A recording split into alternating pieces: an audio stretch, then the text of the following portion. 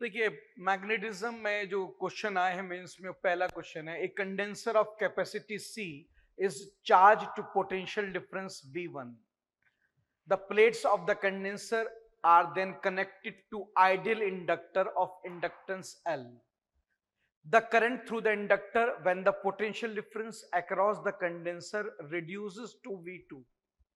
देखो ऐसा है, मेरे पास एक कैपेसिटर है, कंडेंसर कैपेसिटर को बोलते हैं C, और मैंने इसे V1 वोल्ट दिया है, तो उसके पास कितनी एनर्जी स्टोर्ड है इस समय? हाफ CV1 स्क्वायर, इतनी है। फिर मैंने क्या किया, मैंने इस कैपेसिटर को एक इंडक्टर से कनेक्ट कर दिया L। आपको पता है जब कैपेसिटर को इंडक्टर से कनेक्ट कर देते हैं तो ये एक LC सर्किट बन जाता है जिसके अंदर LC ऑसिलेशन स्टार्ट हो जाती हैं, जो मैंने क्लास में पढ़ाई थी।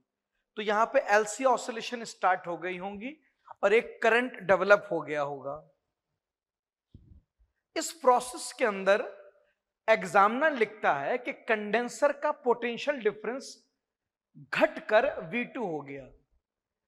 जब खाली कैपेसिटर था तो V1 था, अब इंडक्टर से जोड़ दिया ना, तो उसकी वजह से उसका वोल्टेज घट गया है, रिड्यूस टू V2, अब V2 हो गया है। यानी कि अब कैपेसिटर के अंदर एनर्जी कितनी बच गई? हाफ CV2 स्क्वायर बच गई। तो जब वो कैपेसिटर अलोन था, आइसोलेटेड था, तो इतनी एनर्जी थी। अब इंडक्टर से कनेक्ट किया तो अब इतनी बच गई। पहले इतनी थी, अब इतनी है, तो गई कहां? इंडक्टर में गई होगी।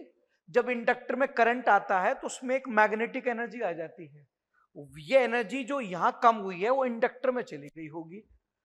ये देखो कितनी कम हुई है भाई। कैपेसिटर के पास इनिशियल एनर्जी थी हाफ CV1 स्क्वायर और अब है हाफ CV2 स्क्वायर। तो इनिशियल में से फाइनल माइनस कर दो तो एनर्जी का लॉस आ गया। कौन सा लॉस? जो कैपेसिटर की एनर्जी में हुआ है। तो कैपेसिटर की एनर्जी जो कम हुई कहां गई? इंडक्टर के पास गई होगी, और कोई है ही नहीं वहां। और इंडक्टर के अंदर जब करंट आए तो उसके पास इतनी मैग्नेटिक एनर्जी आ जाती है। तो यहां से आप I निकाल सकते हैं।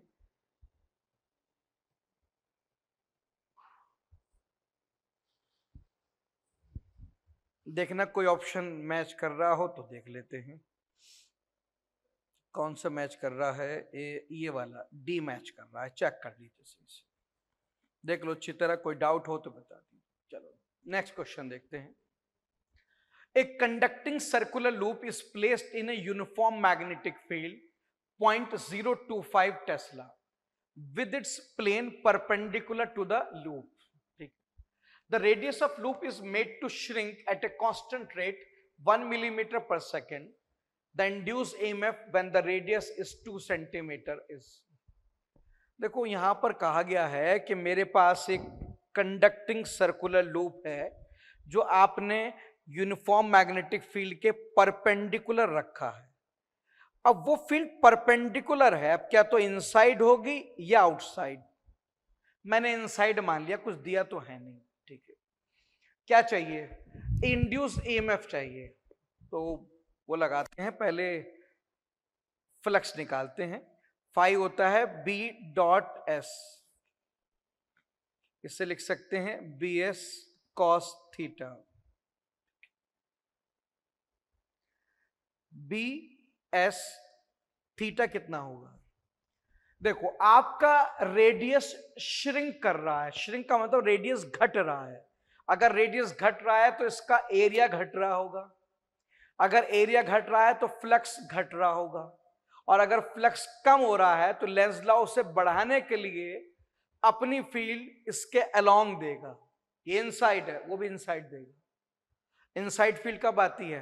क्लॉकवाइज करंट से आती है, तो ये क्लॉकवाइज करंट पैदा करेगा। और सिंस करंट क्लॉकवाइज है तो एरिया वेक्टर इनसाइड होगा, और बी भी इनसाइड है, तो बी भी इनसाइड, एरिया भी इनसाइड, तो एंगल कितना हो गया? 0। एस कितना? पाई R स्क्वायर, सर्कल है ना, cos 0 तो 1 हो गया। फिर अगले स्टेप में EMF निकाल लेते हैं। ईएमएफ का फॉर्मूला होता है minus d phi by d t, minus b constant, pi constant, r square का डिफरेंशियल होगा 2r इंटू आर स्क्वायर का डिफरेंशियल 2r तब होता है जब तुम r के रेस्पेक्ट में डिफरेंशिएट करो, मगर तुमने डिफरेंशिएट किया है किसी और वेरिएबल के रेस्पेक्ट में, तो ऐसे केस में आपको करेक्शन लगाना पड़ता है। कैसा करेक्शन? ऊपर d के साथ वो वेरिएबल जिसे डिफरेंशिएट किया है और नीचे d के साथ वो वेरिएबल जिसके रेस्पेक्ट में करना चाहिए था। किया तुमने r के रेस्पेक्ट में है और करना चाहिए था t के रेस्पेक्ट में। ये मैं आपको पढ़ा चुका हूं 11th में, बेसिक मैथ्स पढ़ाई थी मैंने, तो चेन रूल बताया था मैंने। तो बेटे आर स्क्वायर का डिफरेंशियल 2r तब होता है जब r को r के रेस्पेक्ट में डिफरेंशिएट करें। अगर आप r को किसी और के रेस्पेक्ट में करते हैं तो एक करेक्शन लगाना पड़ता है। कैसा? d के साथ ऊपर वो वेरिएबल जिसको तुमने डिफरेंशिएट किया है और नीचे d के साथ वो जिसके रेस्पेक्ट में तुम्हें करना था। इस करेक्शन से वो करेक्शन गलती ठीक हो जाती है। अब यहां से ईएमएफ कितना आ गया? 2b pi r into minus d r by d t. 2 into b कितनी है? 0.025, पाई आर कितना है? 2 सेंटीमीटर, और D r by d T, D r by d T का मतलब किस रेट से रेडियस बदल रहा है, उसमें लिखा है कांस्टेंट रेट 1 मिलीमीटर पर सेकेंड। तो ये रेट हो गया बेटे 10 की पावर -3 मीटर पर सेकेंड। मिलीमीटर को मैंने कन्वर्ट कर दिया। 1 मिनट, वो minus d r by d T था। हाँ तो माइनस ही होगा भाई, श्रिंक कर रहा है, रेडियस घट रहा है। जब कोई चीज घटती है तो उसका रेट नेगेटिव में ही लिखा जाता है। तो minus d r by d T he rate of shrinking है, डायरेक्ट आ जाएगा। ठीक है, अब यहां से वैल्यू निकाल लीजिए कितना आ रहा है, जो भी आंसर आएगा उसको हम चेक कर लेंगे। ठीक है, अब इसमें ईएमएफ देख लो कितना आ रहा है बेटे। देखो यहां से 2 इंटू 2 कितना हो गया? 4 इंटू 25 100 हो जाएगा। ठीक है, तो 100 से वो 10 की पावर -2 चला गया, तो 10 की पावर -6 बचेगा बस। तो ये आ गया बेटे पाई इंटू 10 की पावर -6 वोल्ट। इसको मैं लिख सकता हूं पाई माइक्रो वोल्ट। 10 की पावर -6 को माइक्रो बोल सकते हैं। तो ये आंसर आ जाएगा, चेक कर लीजिए, देख लो अच्छी तरह से। कोई डाउट हो तो बता दीजिए। म्यू का मतलब माइक्रो से है। ठीक है, देख लो बेटा सही से, कोई डाउट हो बता दीजिए। नेक्स्ट देखते हैं। The current I in a coil varies with time as shown in figure. The variation of induce EMF with time will be. Coil किसे बोलते हैं बताया था अभी? इंडक्टर को बोलते हैं। तो इंडक्टर में ईएमएफ का फॉर्मूला ये था, आपको याद हो, -L di by d T, याद आया? और di by d T graph I versus t है। अगर I वर्सेस t ग्राफ है तो di बाई डी टी क्या बताएगा? इस ग्राफ का स्लोप बताएगा। ये ठीक है बेटा। अच्छा, अब ये बताओ इनिशियली स्लोप कैसा है? इनिशियल देखो t/4 तक। सर t/4 तक ग्राफ इंक्रीजिंग है, इंक्रीजिंग ग्राफ का स्लोप प्लस होता है, तो स्लोप पॉजिटिव है। अब minus into plus minus answer आएगा, तो आंसर जो आएगा माइनस में आएगा। ठीक है, याद रखना शुरू का आंसर माइनस में आएगा। ठीक है, अच्छा शुरू का आंसर माइनस में आएगा और कांस्टेंट आएगा वेरिएबल, हाँ वो भी देख लो। ये स्लोप स्ट्रेट लाइन है, स्ट्रेट लाइन का स्लोप कांस्टेंट होता है, तो स्लोप जो भी आया होगा कांस्टेंट आया होगा। c कह देता हूं, एनी वैल्यू c, और एल भी कांस्टेंट होता है तो आंसर कांस्टेंट आया होगा। तो इनिशियली ईएमएफ नेगेटिव में आया होगा और कांस्टेंट आया होगा। ये बातें मैं आपको पढ़ा चुका हूं काइनेमेटिक्स चैप्टर में। काइनेमेटिक्स में एक टॉपिक पढ़ते हैं काइनेमेटिक्स बाय ग्राफ, तो वहां मैंने चीजें लिखवाई हैं कि अगर ग्राफ इंक्रीजिंग हो तो स्लोप प्लस होता है, अगर ग्राफ स्ट्रेट लाइन हो तो स्लोप कांस्टेंट होता है।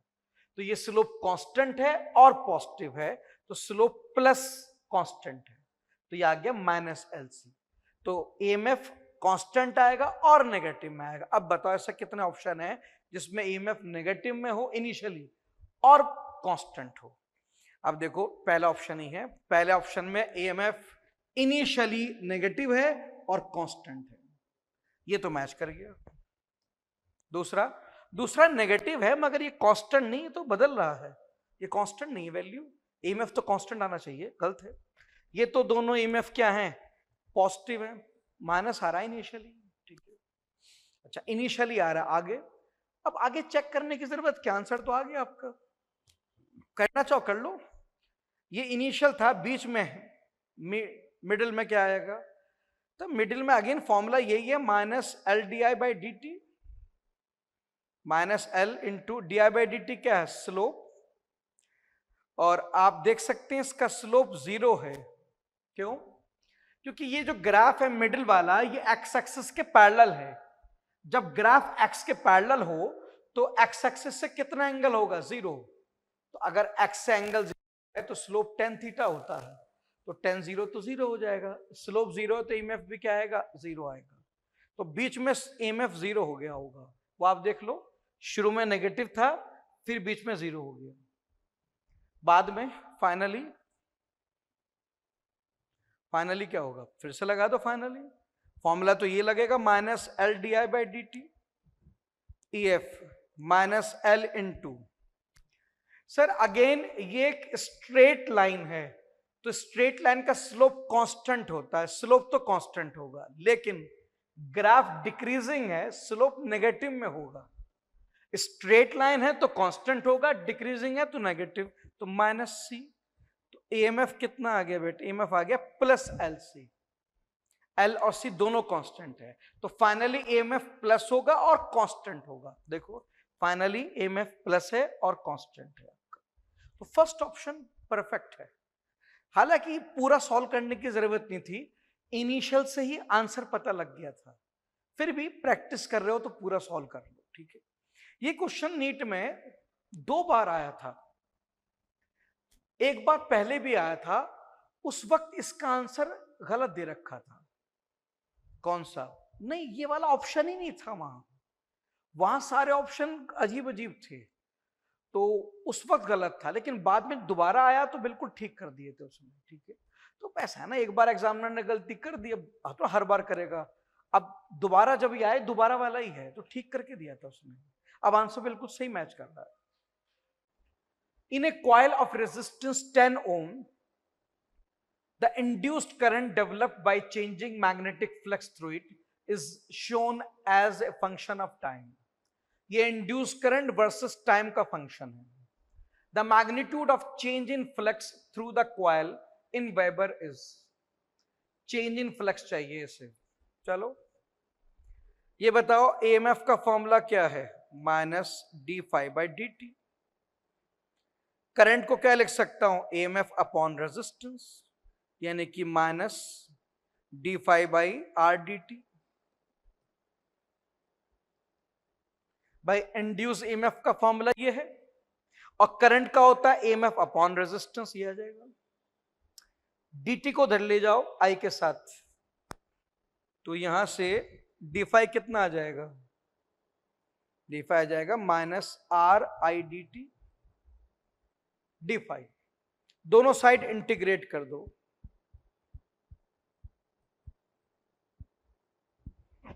d∅ का इंटीग्रल लिमिट ले लेता हूं इनिशियल फ्लक्स से फाइनल फ्लक्स, d∅ का integral phi limit initial flux to final flux, और integral IDT।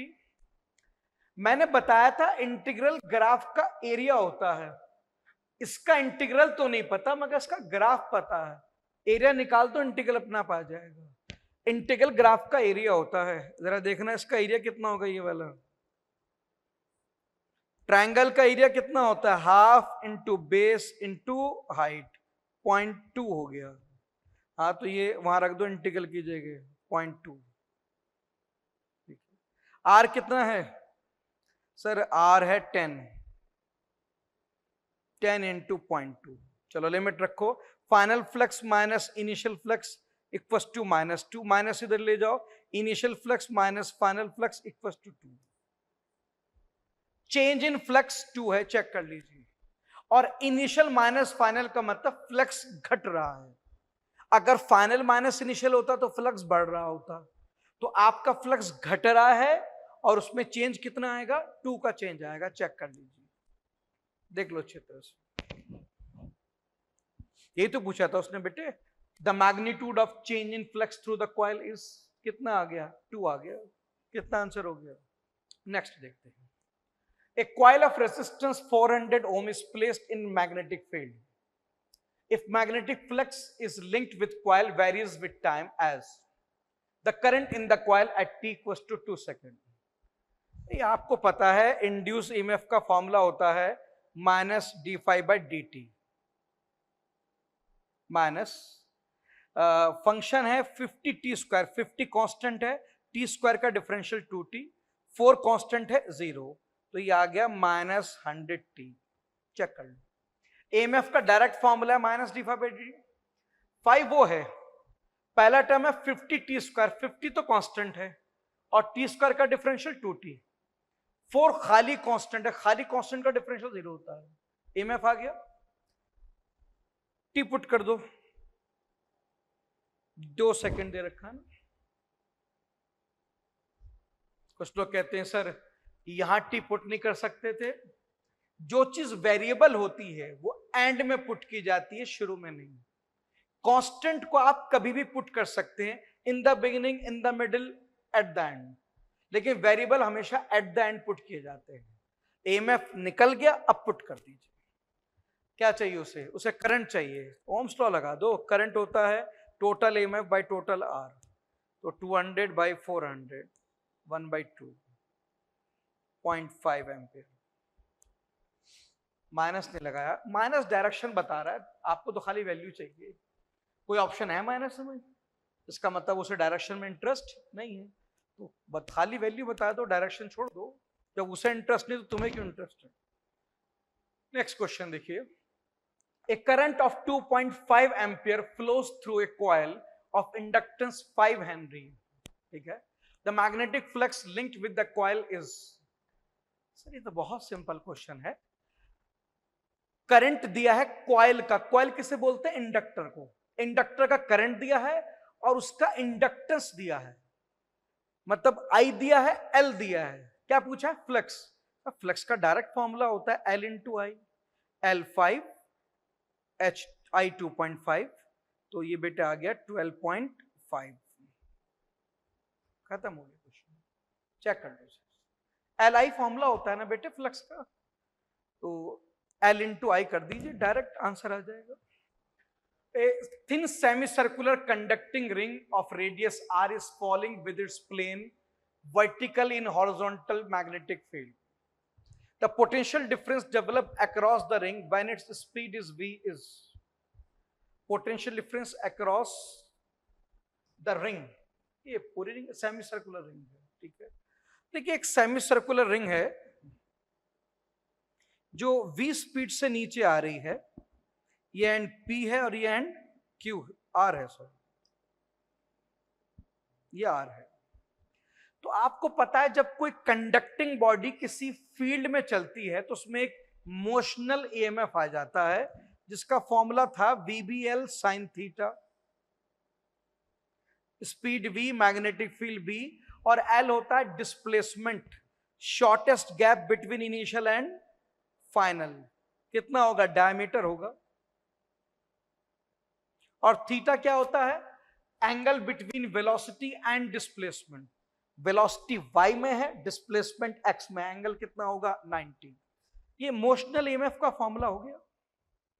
Direction v cross b से निकलता है, b अंदर है और v नीचे, तो v क्रॉस b ऐसा आएगा ना। बेस ऑफ पाम पहले वेक्टर के अलोंग आता है, v cross b high potential होता है।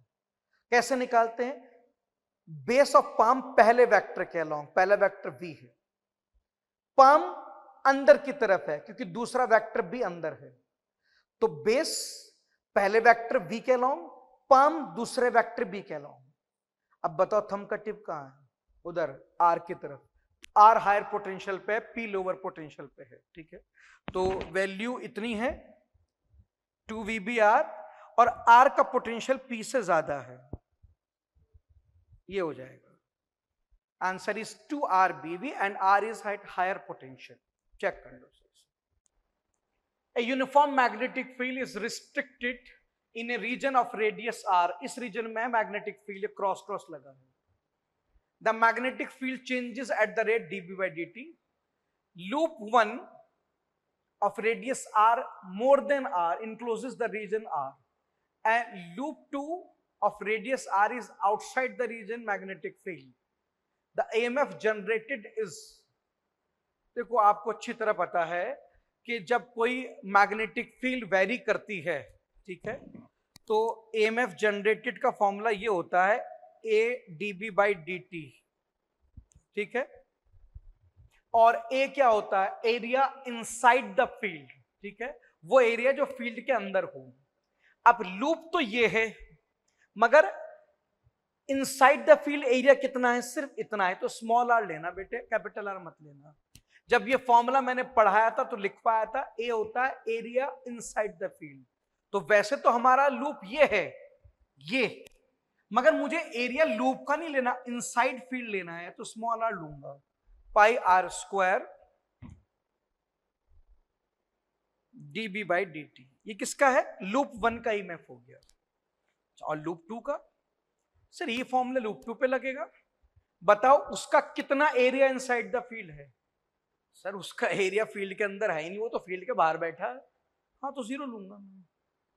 ए का मतलब ही ये होता है area of loop inside the field, loop का वो एरिया जो फील्ड के अंदर है, इस लूप का वो एरिया जो फील्ड के अंदर है πr², इस लूप का वो एरिया जो फील्ड के अंदर, इसका कोई भी एरिया फील्ड के अंदर नहीं है, तो A 0 हो जाएगा इसका, ठीक है, तो इसमें 0 हो जाएगा EMF।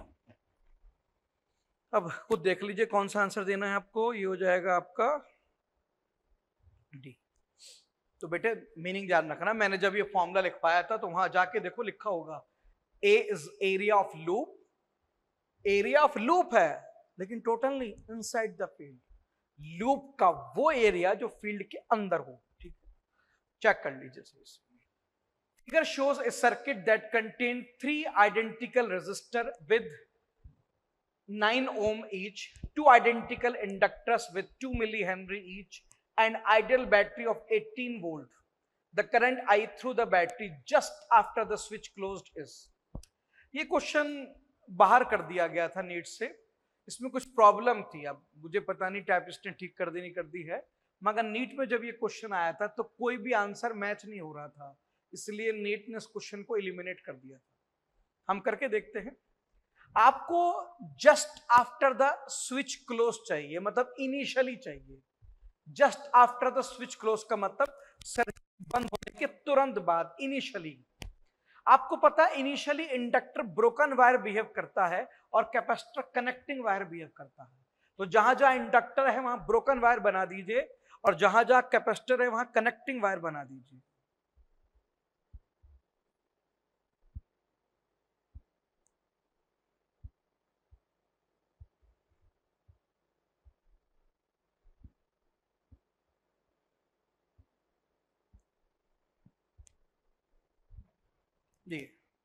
यहां इंडक्टर था broken wire, initially inductor broken wire होता है, यहां इंडक्टर था broken wire, capacitor connecting wire, ये पढ़ा चुका हूं मैं आपको। अच्छा, ब्रोकन वायर काम करता नहीं, जैसे ब्रोकन वायर है तो इस ब्रांच में कोई करंट नहीं आएगा, तो इस आर में भी नहीं आएगा, इसको भी हटा दो, ठीक है, तो इसे हटा दो तो ये आ जाएगा आपका सर्किट आपका।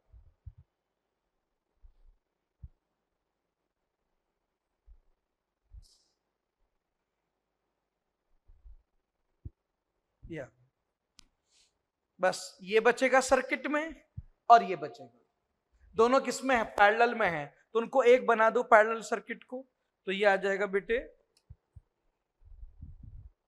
दोनों आर को पैरेलल में जोड़ दो, R/2। अब बताओ करंट कितना होगा, करंट होता है total EMF by total resistance, तो ये आएगा बेटे 2E/R, 2 × E 18 दिया है, R 9 है, तो 4 एम्पियर करंट आएगा। अब देखते हैं कोई ऑप्शन है कि नहीं है। नहीं है, वो मैं पहले कह रहा था आपसे बाहर हुआ था क्वेश्चन, कोई ऑप्शन ही नहीं है, चेक कर लो सही से। ठीक है, तो देख लीजिए सही से। ये क्वेश्चन मैंने आपसे पहले कहा था नीट में आया था, मगर क्योंकि कोई ऑप्शन नहीं मैच हो रहा था तो एलिमिनेट हो गया था। ठीक है, इससे लेकिन नुकसान होता है, इतना आसान क्वेश्चन था, अब एलिमिनेट हो गया, किसी को मार्क्स नहीं मिले, तो क्या फायदा हुआ? अच्छा बच्चा तो करके आया होगा इसे। अच्छा बच्चे ने किया होगा, उसका टाइम भी वेस्ट हुआ होगा।